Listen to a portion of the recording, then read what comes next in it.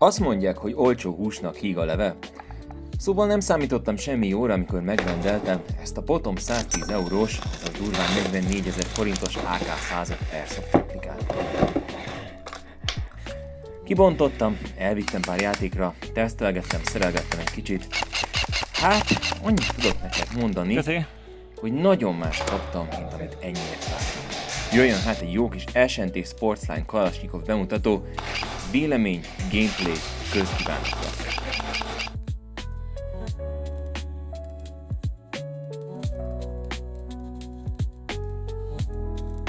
Sziasztok, kingek!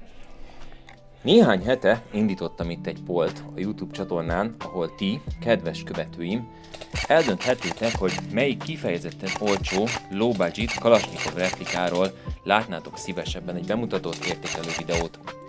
Az egyik lehetséges opció a Velpro AK-12-ese volt, a másik pedig az SNT Sportsline AK-74-es szériája. A poll végül 426 szavazatot kapott, és az SNT fölényesen nyert. Magyarul, ti kedves barátaim, úgy döntöttetek, hogy inkább SNT review-t szeretnétek látni. Meg is rendeltem egy ilyen Sportsline AK-105-öst, azért nem AK-74-es, mert ebből van itthon jelenleg 3 darab más-más gyártóktól.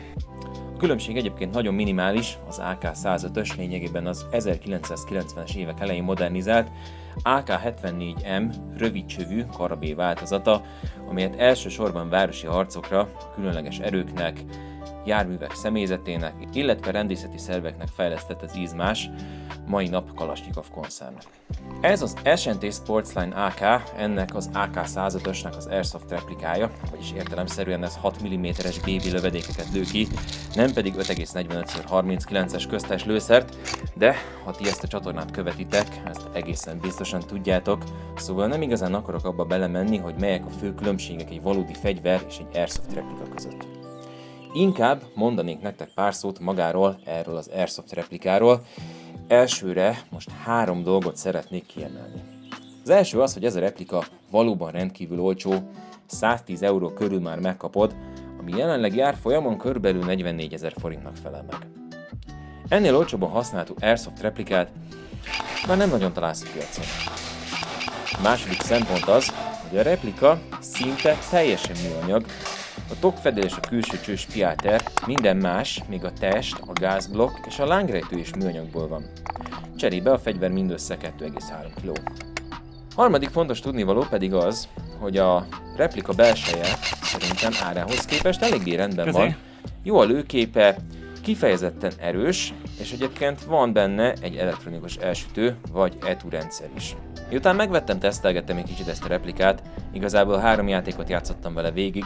Mentem egy Milsim játékot a BSA Csernály Zvezdánál, CQB-t az IFI Airsoftnál, és egy Wargame-et Pipacsnál. Kipróbáltam teljesen pőrén, drészerrel és karácsonyfásan vízi egyes Red Dottal a Scope Cam-mel együtt is. Próbáltam 25-ös, 28-as és 32-es BB-vel. Az a helyzet, hogy az egyik krónón el is hasaltam ezzel a replikával, pedig nem kellett volna. Eddig 1,55. Az nem jó.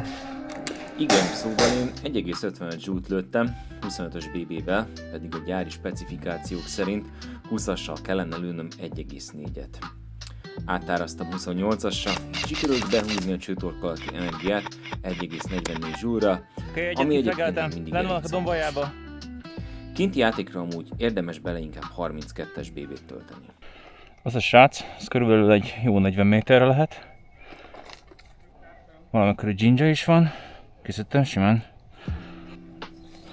Dobozból kivéve 28-as, 32-es BB-vel simán hozza az 50 méteres lőtávot. Azt azért nem mondom, hogy tűpontos, próbáltam vele 50 méterről eltalálni ezt a kis noteszt, amit egy hordozható kempingszékre tettem fel. A Notes nem sok találatot kapott, a kempingszék viszont annál inkább. Airsofton, ahol ugye emberméretű objektumot és nem egy A6-os papírt kell eltalálnod, ez elvileg nem igazán kell, hogy gondot jelentsen. Érdekes lehet az is, hogy mit tud ez a kifejezetten olcsó AK más, hasonló kategóriás, belépő szintű Airsoft replikákhoz képest. Szóval hasonlítsuk most össze a Sportsline-unkat, a Cima 28-as és 31-es szériájával, a Velpro új PPK, illetve AK-12-es replikáival, valamint az itthon igencsak slágernek számító Double Eagle M904 és M917-es szériával. Kezdjük a címával, hiszen a 31-es szériában elérhető címa 31B szintúgy az AK-105-ös másolata, és árazásban is nagyjából hasonló. Összevetve ezt a fegyvert az S&T Sportsline-nal, elmondható, hogy a címa egyetlen előnye az, hogy több benne a fém alkatrész, hiszen a test és a csőrendszer nagy része spiáter, de minden másban veri az S&T Sportsline a technológiai szempontból régebbinek mondható riválisát. Az S&T-ben ugyanis van elektronikus elsütő, fém hop-up kamera, gyors rugócserés gearbox, behajtható váltámasz, infrabak is. Szóval a címához viszonyítva szerintem minden érv az S&T mellett szól, sőt igazából az utóbbi az elég komoly technológiai ugrásnak nevezhető. Lényegesen kevésbé egyértelmű a verseny, ha mondjuk a picit drágább Velpro AK-kkal vagy a rendkívül népszerű Double Eagle AR UMP replikákkal akarjuk összehasonlítani az S&T-nket. Itt szerintem elsősorban azt kell kidomborítani, hogy a 160-180 euróért elérhető, vagyis egy kicsit drágább Velpro és Double Eagle replikák elektronikus elsütője programozható, az S&T-nél viszont ez a feature nem érhető el. Magyarul előbbi két esetben tudsz típustól függően precookingot, bináris lövést, 3-as sorozatot vagy burstot állítani. Az S&T LTU-jának viszont annyi csak a lényege, hogy rövidíti az elsütő billentyű reakcióidejét, kompatibilissé teszi a replikát a nagyobb teljesítményű 11.1-es LiPo-aksikkal, illetve a gyártó ígérete szerint megnöveli a rendszer élettartalmát a hagyományos replikákhoz képest. Fontos különbség még, hogy a Velpro és a Double Eagle műanyag, tárcsás, az S&T viszont fém kallantyús hopáppal rendelkezik, mellett az S&T-ben egy kicsit összességében több a fém alkatrész is. Jó lenne egy tartósági próbát is csinálni, de most nem akarok emiatt szétverni 4 AEG-et, hanem haragszatok. Ezzel az S&T AK-val 3 játékot játszottam végig, illetve volt korábban egy nagyjából hasonló belsőségekkel rendelkező Gen 3-as AK-174-esem is. Ezek alapján tudok nektek véleményt mondani arról, hogy mi várható. Megmondom őszintén, az S&T tartóságával kapcsolatosan, vannak aggályaim. Felhúzókar például már első játékon kilazult, a lángrejtő rögzítő pöcke pedig első leszedésnél kiesett, aztán sikeresen el is hagytam valahol a fűben.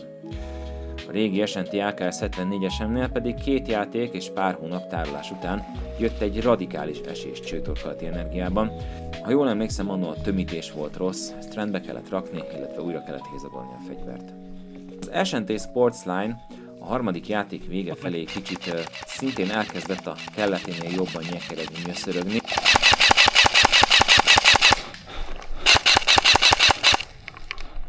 De ezt ugye okozhatja a merülő aksi is, nem feltétlenül jelent ez bármi problémát. Azért, ahogy minden más replika esetén is, ez sem árt elvinni szervizeshez első játék előtt, újra kelni, újra hézagolni, esetleg megcsinálni a tömítést, ha gond van, de amúgy vannak már olyan airsoftos boltok is, ahol ezt egy minimális felárért cserébe tudod kérni a rendeléssel együtt. Szóval összességében, melyiket venné meg a 4 replika közül? A cimát semmiképpen, ezt a technológiát már meghaladta a kor. A Velpro-nál nálam voltak kisebb műszaki gondok, az LTU hibás volt, vissza kellett küldenem, és most éppen a tűzváltóra koncátlankodik. Szóval eddig ismereteim szerint inkább az S&T-t választanám. A Double Eagle talán még mindig a legjobb, de nem biztos, hogy 50-60 euróval többet, azaz körülbelül 20-24 ezer forinttal többet érdemes erre rákölteni. Itt szerintem a döntő tényező nyilván mindenkinek a pénztárcája, illetve az, hogy van-e szüksége olyan plusz funkciókra, amelyeket például a Falcon Fire Control System tud a Double Eagle esetében. Minden mellett adódik a kérdés, hogy valaki az M4-et vagy az AK-t szereti jobban. A S&T és a Double Eagle vonatkozásában szerintem főleg ezeket a kérdéseket érdemes mérlegelni. Pár szót mondanék még a tárakról is. Elég sokfélét próbáltam hozzá, eszi a Cima, Arcturus D-meg tárakat is, beadagol mindent, de sajnos az 545-ös AK-74-es és AK-12-es tárak lötyögnek egy kicsit, a 762-es, AK-47-es és AKM tárak viszont stabilan állnak a tárfészekben. Még szerencse, hogy van az AK-105-ösnek egy 762-esre konfigurált kuzinja is, az AK-104-es, így nem néz ki olyan bután benne az AKM tár, mint hogyha egy AK-74-es betöltenék bele. Na, kicsit végül arról, hogy milyen játékokra alkalmas ez a replika. Én toltam vele egy Milsim Light-ot, egy CQB-t és egy Wargame-et is. Úgy találtam, hogy ez egy elég univerzális fegyver, egyik szenárióban sem túlságosan kiemelkedő, de nem voltam vele nagyon lemaradva sem kint, sem bent. Volt, hogy belefutottam egy olyan golyószóróba, ami simán átlőtte a bozótot, és viszonozni sem tudtam érdemben. CQB-ban is ügyesebbek voltak azok, akik pisztollyal, géppisztollyal mozogtak. De egyik játéktípuson sem éreztem azt, hogy fú, itt aztán nem tudok rendesen mozogni, nem tudok fregelni, le vagyok jelentősen maradva, akár tűzerő, akár lőtávolság tekintetében a fegyvertársaimhoz viszonyítva. Egy szó mint 100, 3 játék alapján azt tudom nektek mondani, hogy ez az SNT Sports Line árérték arányban egy remek replika. Arra azért ne számíts, hogy életed végéig lesz egy fegyvered, de szerintem ennyiért belépőnek, másodlagosnak, vagy mint esetemben egy nagyon sokadik fán fegyvernek kiválóan alkalmas. Ha tetszett ez a videó, dobj egy lájkot és iratkozz fel a csatornánkra. Rendszeresen jelentkezünk ilyen review videók mellett tutoriálokkal, illetve gameplay videókkal is. A nyáron várhatóan lesz több izgi játék, és amiről szeretnénk tudósítani, tartsatok velünk a jövőben is. Köszi a figyelmet, kedves barátaim, áldott szép napot kívánok!